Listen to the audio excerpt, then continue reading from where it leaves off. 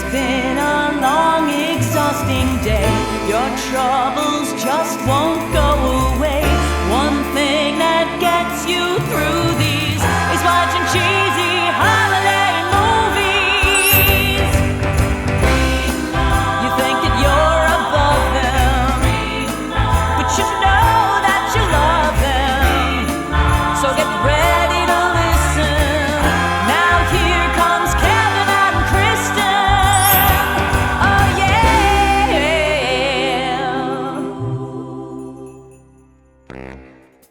Oh, hey, it's me, one of your hosts of Remark, Kristin Finger. And this guy, I'm your other host, Kevin Reagan, and tonight we have two guests on our show.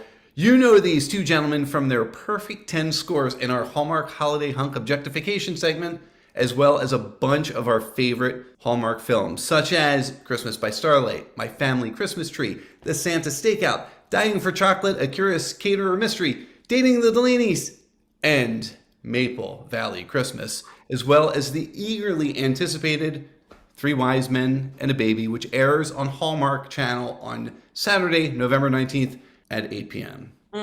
Give it up for Paul Campbell and Andrew Walker. Are we supposed to clap for ourselves? We don't have an audience. we don't have a studio audience, so please just applaud for yourself. I'm clapping for I'm clapping for you guys. Perfect. Yeah. There we go. That's what Paul did every day. I walked on set. He'd clap for me. Oh. Yeah, but it was more like a pity. It was like a pity clap, like that I have work.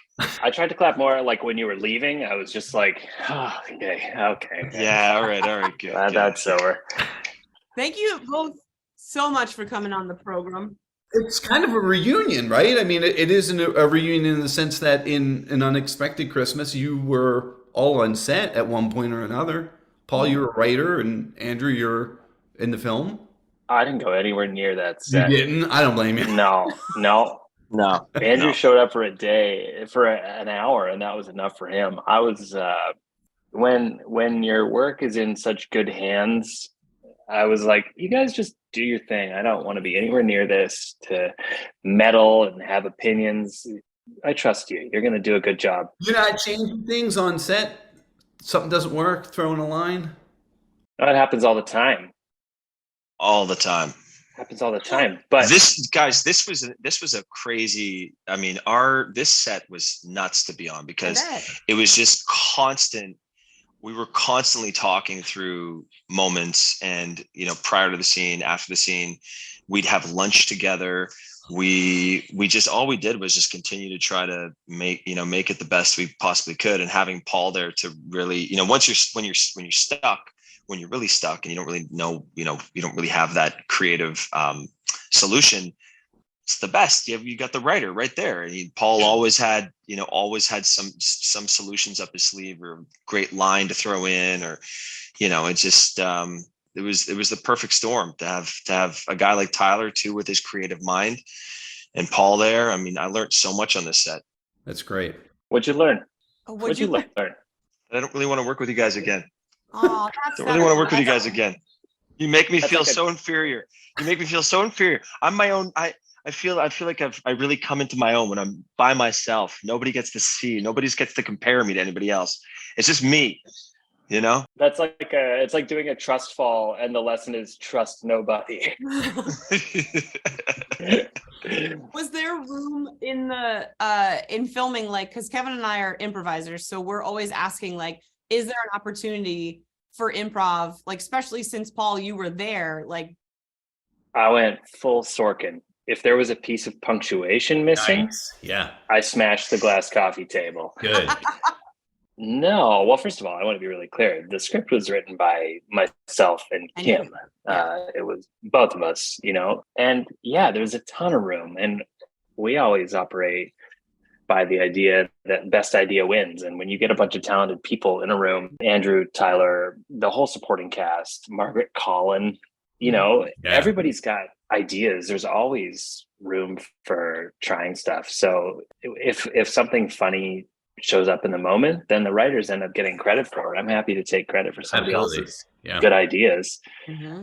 And I feel like, and Andrew, you probably agree, like, we just tried to make each other laugh as much as possible. So we're constantly like mixing up the lines and throwing new ideas in, or finding the interesting thing was mostly in the brotherhood and how much space there is to fill in between the lines with stuff that brothers just do, like reactions and responses and jabs and just talking over. And it really sort of like fills in the space, which you don't really get in most traditional Hallmark movies. Paul said the first, after our first scene, the first day that we were all together, he was like, we finished the scene and we're walking back. And I think we were walking back to the trailers, or whatever. You're just like, that was so much fun. Yeah. We gave each other, because once we were all on set together, we're such different individuals. And like if we were animals, we'd be three completely different animals, and we kind of complete the arc in a way, like we're like Noah's Ark. And so we're, like Paul's saying, like the acting is not so much about the lines, it's a lot of in between. It's about the space, what you do in the space and how you fill that space. And so it was so alive, and we felt so good just sitting in the silence. And it could be a look, it could be an action. I think that really for me was the beginning of this incredible too short of a journey that we went on in how we all interacted as brothers, and as these characters on set. It was really beautiful. It was a beautiful thing. How long was the shoot? 15 days. They're all 15 days. Okay. Yeah, that's like you start getting your stride, I bet, and then you just want to keep hanging out, and then it's like, oh, we're done. It does go by really fast. Yeah. It's extraordinary. Fortunately, we were all on set together for a lot of days. The back half of the movie is almost entirely the three of us together at all times. So we had a lot of full days on set. But yeah, you're like, it just is over in the blink of an eye. And the tough thing on these movies is you kind of find this little family for 3 weeks, and you get really close. You develop these great friendships, these great relationships, and then everyone's like, okay, I'm going back to the country I live in, and you're like, right, I guess I'll see you on a podcast down the road. Was there ever like any intimidation factor, like having someone like Margaret Collin there, who was in the original Three Men and a Baby? Was there intimidation to it, or was it like, yeah, it's just business as usual? Probably for Andrew. I personally didn't feel intimidated. Yeah. You never know. I think, like, sort of to echo what Andrew said, is what we discovered immediately was how well it all worked together. You never know if your energies are going to work. I'd never acted with these guys. I knew them as people, and I loved them as people, but I'm like, I don't know if our acting styles are going to work.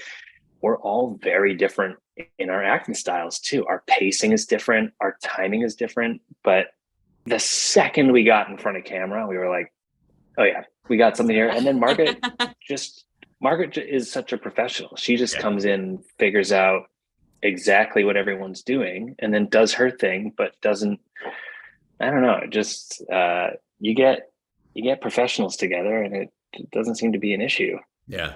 Margaret's the type of actress too, like she what you see on the page is not at all what you're going to get from Margaret. She's going to bring something completely fresh to it. And she brought, she had like fire to her, she had, this wasn't your typical Hallmark mom. This was a woman that had backbone's not the right word. She had, opinions and a fire. I guess that's the only way I could put it, best. Is she came in, and she was just like, just this take control type mom who's like, come on, get your shit together, get your shit together, boys, type thing, and it was great. It was so, fresh and it really was interesting. Yeah. Is there an order to who was oldest, middle child? And because that just gives such a twist to a character of like, well, if I'm the oldest, I might choose to be this way. Like, did that have a lot into deciding some of the decisions of the way each of you played your characters? Yeah, for sure. We didn't actually go by age of actors, but Andrew's the oldest brother. I'm the middle brother, and Tyler's the youngest brother. And I'm very much a middle child. I am a middle child in real life. And I'm like, I know this guy. I know how to be this guy. And it just made sense. Like the way we designed the stories, it only made sense for Andrew to be the oldest brother and for Tyler to be the youngest. And I don't even think I know what your real age is. I won't divulge it, but I think we're pretty close in age. Me? Yeah. Me, 43. Oh, I'm 43. Okay. You guys were triplets. Hey! See? That's an exclusive. Tyler's not 43. No. That's amazing. Yeah, I felt, I really did feel like I fell into that. It definitely is important. I think it is important, the age and and you'll see when you see the movie, how we do really reflect the age that we all are in our characters, and the burdens that we carry as brothers, and the things that we carry, within the family. Or I should ask Paul, and like if you and Kimberly had in mind like that you would put yourself in this, and then did you know you were writing this to have Andrew and Tyler potentially do it then? Yeah, this was built for the three of us right from the ground up, which made it so much easier. We didn't know where we fell in terms of eldest to youngest when we set out. We were writing it specifically for the three of us, which just made it so easy, and maybe why the dialogue works. Like we really had, we struggled a little bit with Andrew's voice. I think your character was probably the hardest to really figure out what his emotional arc was. For Tyler it was easy, for me it was easy, and then for your character Andrew was the most difficult to really give you somewhere to travel in the movie, because he was kind of written as flawless, from the outset. You're like, where do you go as somebody who's got everything, who's like kind of Mr. Perfect? What's his thing, and what's his voice? So we really struggled to find that. And then you honestly brought such a, like, your performance was not really what I had in my head when I was imagining this movie. It was spot on in all the right ways, but it wasn't. I think it would have been easy to really overplay that, and like to be too big. Of all the characters to go a little bit too on the nose or too cheesy, it would have been yours, and you didn't do that at all. So congratulations. You're like, well, we haven't seen the movie just yet, so you made him really human. I was there for most of the filming, but and going, oh, this actually works. They got the right guy. This actually works. He's doing a great job.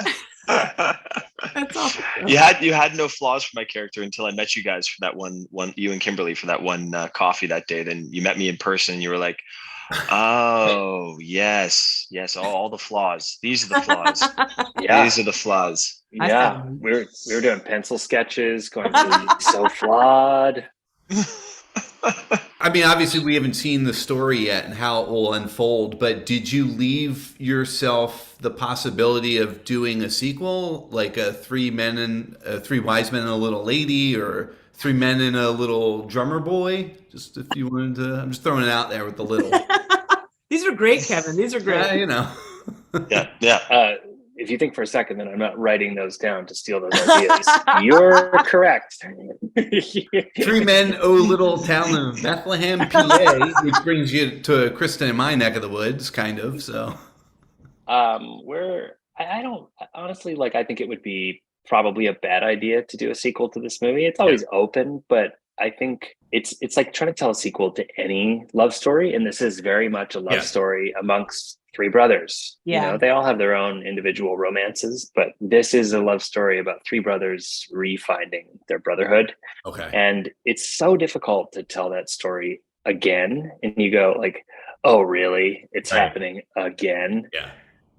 So we've talked about working on other projects together and taking the triumvirate and applying it to something else, but I don't know, I think unless there was a really, really, really good idea for another one. Yeah. It's just hard to capture the magic twice. I really respect that, because sometimes folks get so stuck in like, this was great. Sorry, this is Agent Coulson. He's on the show. But like folks get like stuck in the idea of, this was really great, let's do it again. Yeah. But it's like, you can't capture that same sparkle that like happened the first time. Yeah, it's true.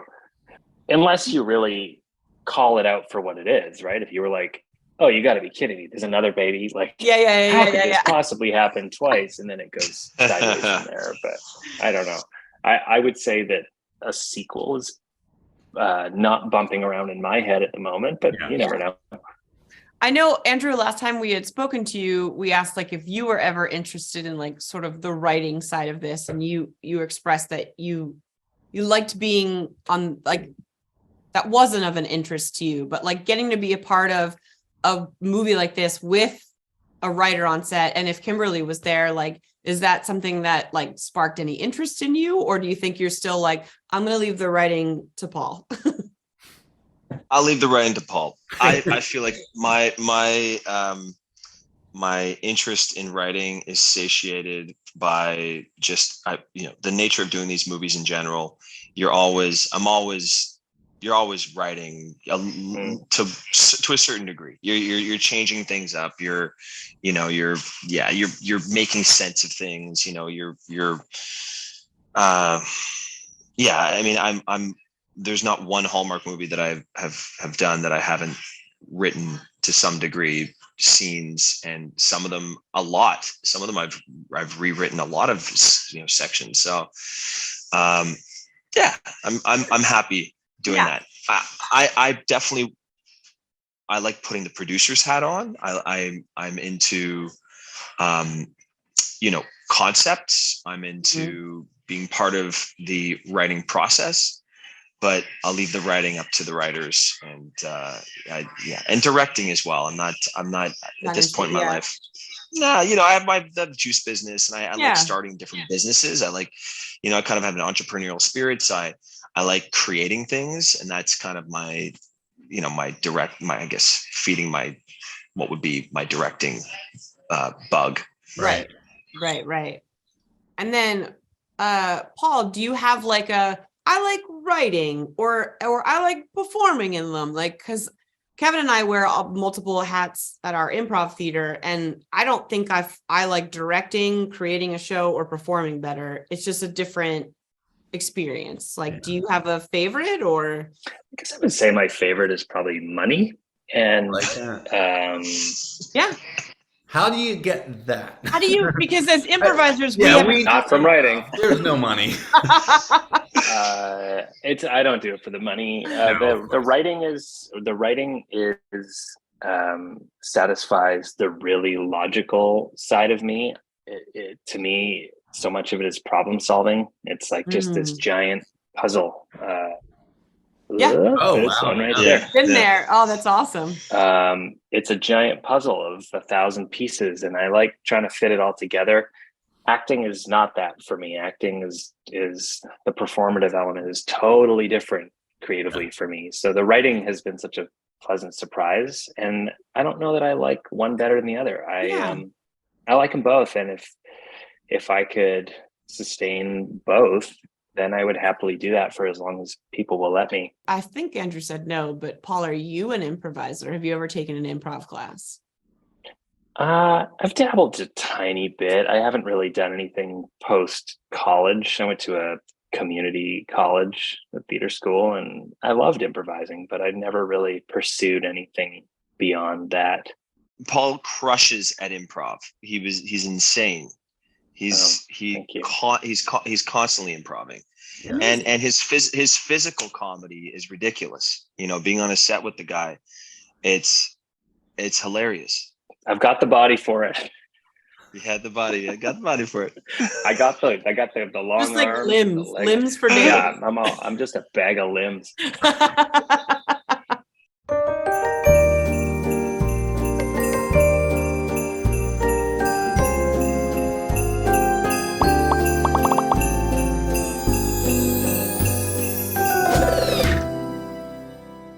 basically it's a segment where we objectify the male lead in the film because women have been objectified for far too long. So we completely break down the character and the appearance of said character. Beautiful. It used to be 1 out of 10 somethings, but because Mistletoes. It originally was mistletoes. it was mistletoes, Yeah. but now it's Hynes because Tyler is my bar. And so it's 1 out of 10 Hynes that we rate the main character of these movies, but there's 3 of you. So Kevin, how did you want to do this? Well, I figured if it's not too uncomfortable to rate yourself, and again, Andrew has rated himself in the past. Chris and I will as well. Oh, 10s. So, of course, right. So we'll start to make it nice and easy. We'll start with Andrew because he's done it before. Yeah. So I don't mind going first. Now, I haven't seen the movie yet. I can't wait to see it. But going on past. Oh, do you want to go, Andrew? Do you want to take? No, I was gonna say I missed because I was taking my earphones off, but I missed. Just refresh me one more time. We're doing. You get 1 to to rate 10. 1 out of 10 Hynes based off of just pure objectification of what. Okay. Of the character, The not character. the actor. Yeah. Interesting. Yeah. And we separate the two. We don't. How? We really don't. We don't. I always start this segment being like, we don't objectify the actor. It's the character. And Kevin finally got me to admit last week that I was like, nope, it's just the actor. How else would you? Great. Chris, you're the pro, Chris. I'm a professional at objectifying male leads. This is great. So I've seen photos of Andrew. Andrew's also right in front of me right now. Now I haven't met this character technically, but what I will rate, and I'm going to give you a 10, Andrew. Nice work. But I'll tell you why. It's the fitted blue T-shirt when you find that baby that bumped you way up to a 10.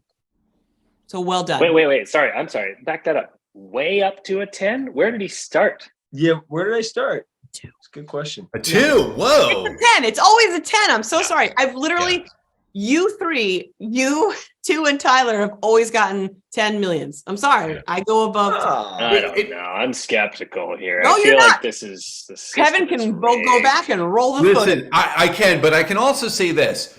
Because Andrew's playing the older brother, I have a decent relationship with my older brother, but I didn't when we were growing up. So there's still some past residual things. So there's no way a 10. I'm going to go with a 9.8 just based on that. Andrew, that's not you. Brian, it is you. Oh, sorry, Brian. Yeah. That's fair. That's fair. Paul, what would Andrew's you rate reaping Andrew's what Brian's character? sown. You know? Okay. How would I rate Andrew's character? Yeah. 1 out of 10 Hynes. That you wrote. That you wrote. Co-wrote. This one goes to 11. This one There goes you to go. There you go. Yep. 11 Heinies. Yo, beautiful. Oh, wow. Andrew, you get to I would say rate yourself. 11 Tylers. He's 11 Yeah. Tylers. 11 Tylers. That's a 11 lot. Tylers. Man, I get to rate myself. you do. Jeez. Be kind. I know. The character. It's the I'll give myself.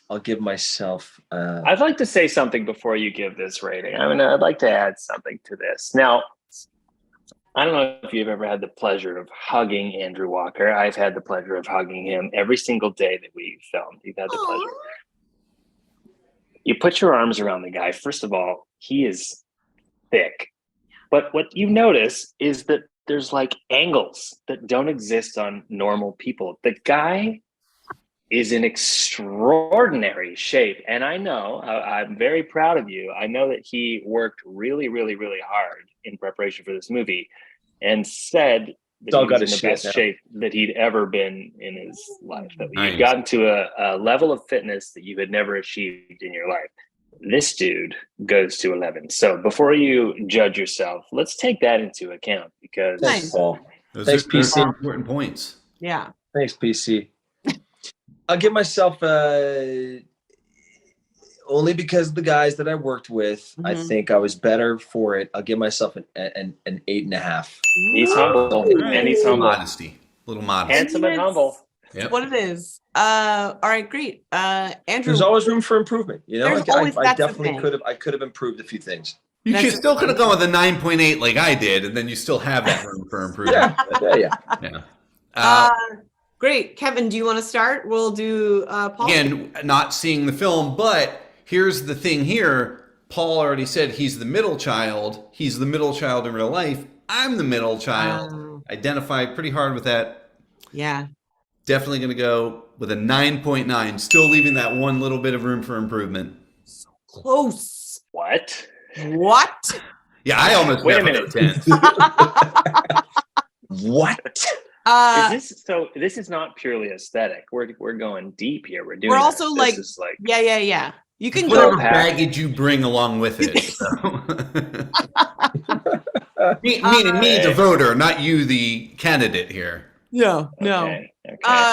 I'm going to fully base this off your elf costume and your bag of limbs in the elf costume.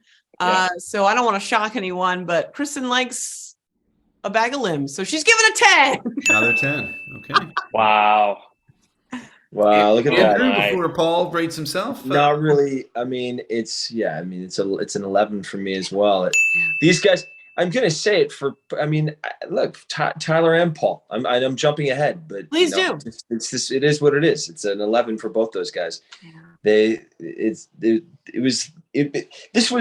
I had an experience back in the day. I got to work with Fred Willard, played my dad on a TV series. Awesome. Yeah. And a comedy. And the guy he killed everybody. Like the camera would just keep rolling. And being his son in the show, we had some amazing we had this mustache growing competition. In one episode, there was so many funny things that we got to do together. And honestly, working with Paul and Tyler on this was like, if not better, it was definitely at that same level. And it was flawless working with these guys. And it was, so, I mean, I'm going to be boring this for the Hynes rating, because you can't put a rating on these guys. You know, you can't put a rating on it. It's difficult. We do it every week, though, in fairness.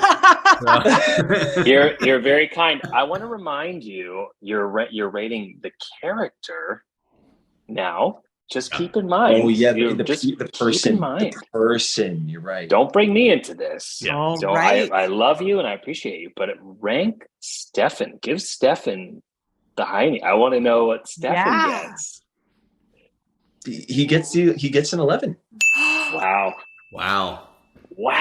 Fantastic. Wow. Paul. Stefan's a pain in the ass. Though. I'm not going to be as generous to this MFer. Okay, I'm going to. Stefan has some problems, and man, he's handsome. But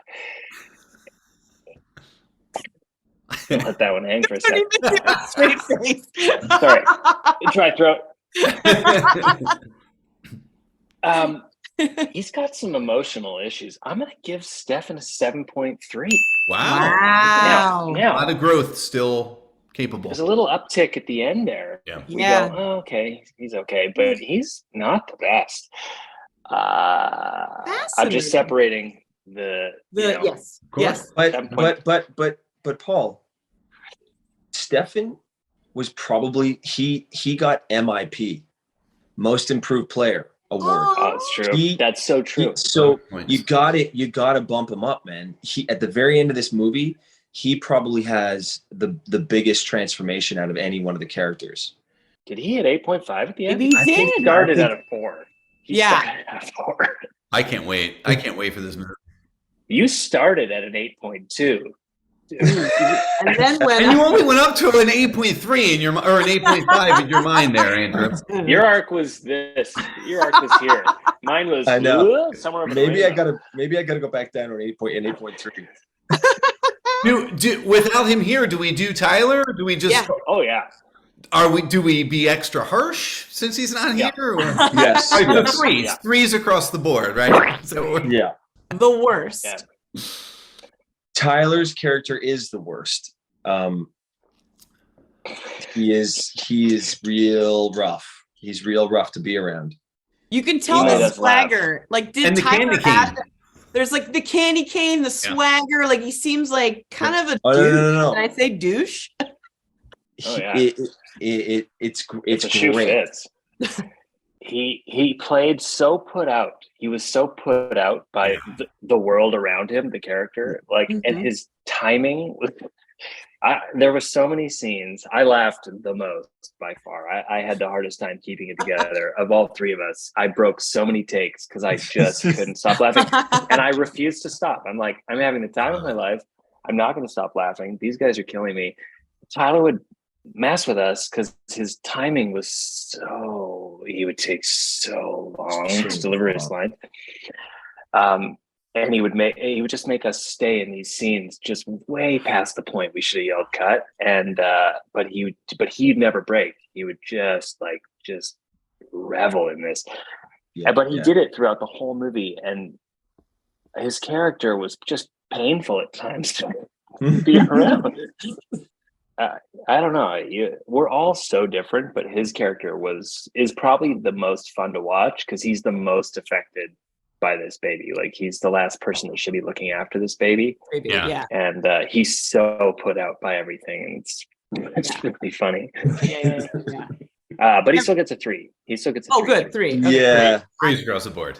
I just wanted to say thank you to you both. This is so awesome for you to take the time out. I know the fans rightfully adore you guys and the movies that you make, and we're real grateful for you to come on the podcast. Obviously, the movie itself, 3 Wise Men and a Baby. I'm excited for this movie. I have not seen it yet. I've had a couple people reach out at different from different media outlets that have seen screeners and seem really happy with it. And the network seems really happy. But honestly, truly, just being allowed to make this movie with these friends and I really don't care what it does in terms of numbers and what the response is. We just had so much fun making it, and it was an unforgettable experience. So I can't imagine it won't be huge though. I mean, the anticipation's been just insane, enormous. Yeah, I hope so. I think it'll do well. But will you live tweet? I know you'll sometimes live tweet during the events. Yeah, I'll be on Twitter. We'll all be yelling at each other on there. We'll be on Twitter.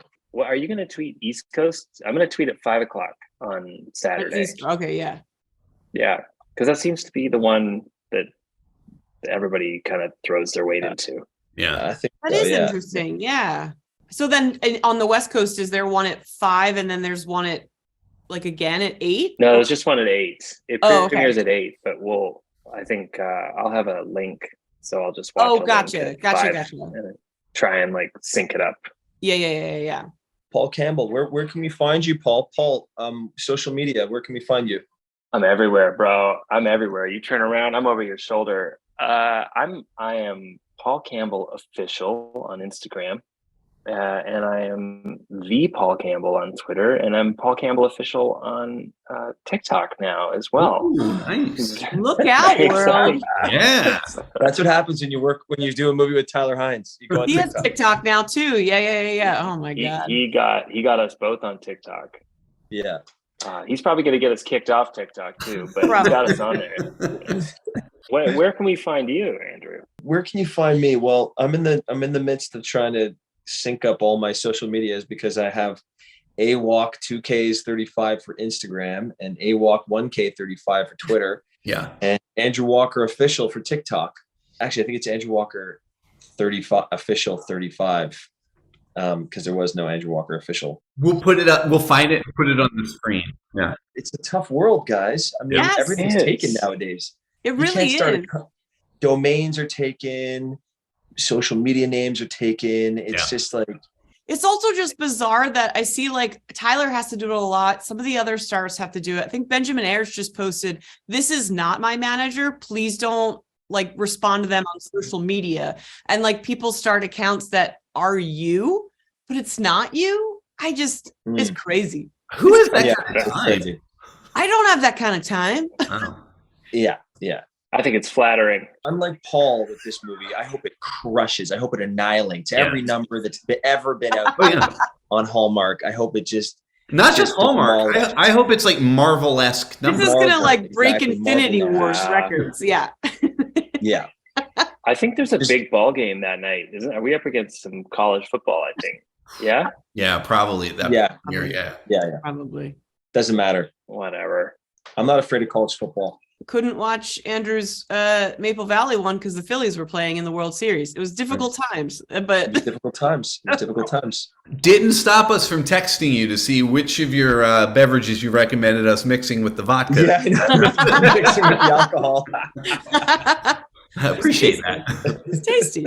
Appreciate the Guys, response. you know that's I'm your dial friend, so you could call any time for that. These are important questions. These are very They're important very questions. important.